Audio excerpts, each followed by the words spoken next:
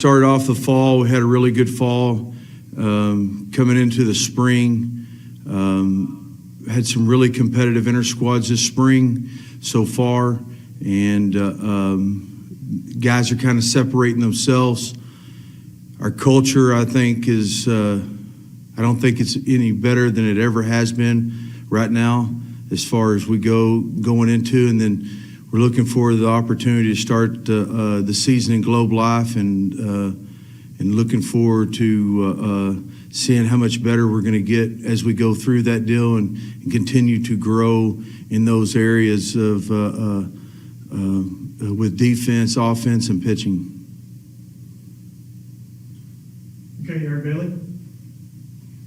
Skip, it's good to see you again, man. You too, brother.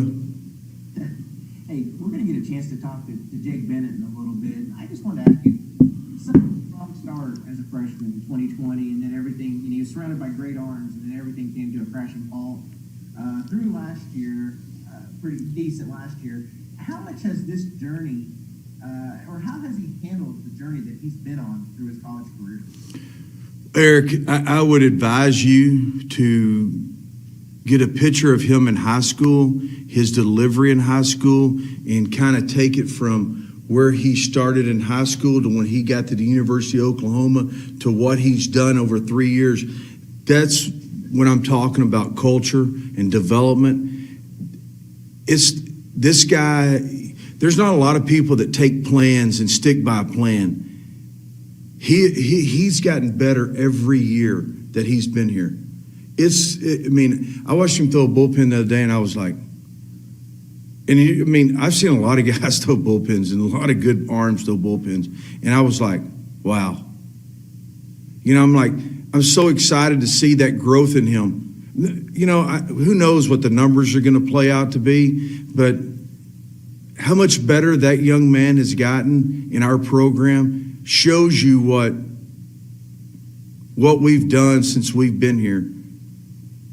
And I think that's what's really has been exciting for me. And he's been a great leader. He's done things that it's really to separate himself. Think back to where we were 2 years ago, right before everything hit. How much have you learned about yourself as a coach and about the resilience of your players? And you probably had just a high thought of them, their resiliency before this happened, but just now, the resilience of their players over the past 24 months. Well, I think that's a big thing that you're exactly right. As you go through this deal, it's we went through COVID. 2020, we had a team that was.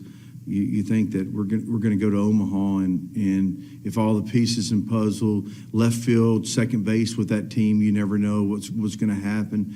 And then some of those guys missed a year; they only had a half a year. But the key development role that people don't really look at in that COVID deal is most of these guys play summer baseball.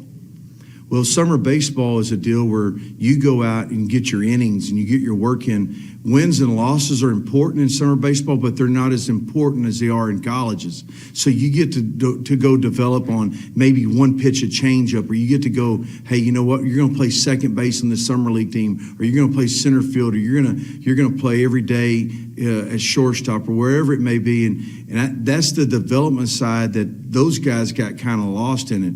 As myself is, I try to take a thing every year and try to learn from it.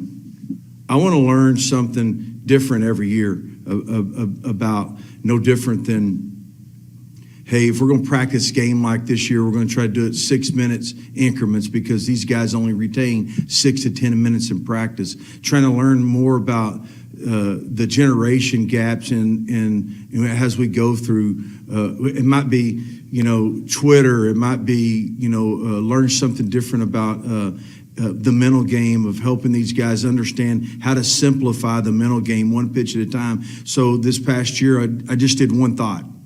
Hey, you either have once you make a pitch or you take a pitch, you have one thought. I'm going to stay through the ball, or I'm going to stay on top of the baseball, hitting wise. And so my one thought is I either have a good experience or have a bad experience. Well, the good experience, I just go back to my normal routines, whether it's wiping the rubber off. I'm pitching, taking a breath, getting the signal, taking a breath. A bad experience is I got to make something physical with association. Like I might grab the rosin bag and throw that pitch away, and I got to be off the mound to think something positive to get back in that pitch. Just one thought, because in baseball, we're out there going, we're hearing the crowd going, strike the guy out, strike the guy out. Well, you can't strike the guy out. You got to execute the pitch to the target, or get a hit. Just hit the ball hard. That's the only thing you can control. And those things are stuff that we continue to learn, and how we have got to teach those guys, simplify it, because they're going to fail, man. I mean, it's just going to happen. I mean, it's a game of failure. And I think those things are what makes me tick. And then the reason why I keep coming to the ballpark is seeing, like Jake Bennett, seeing that guy go, like me sitting in the bullpen going, wow, I mean, that's pretty cool. Just to look at what he was and how he's gotten better every year.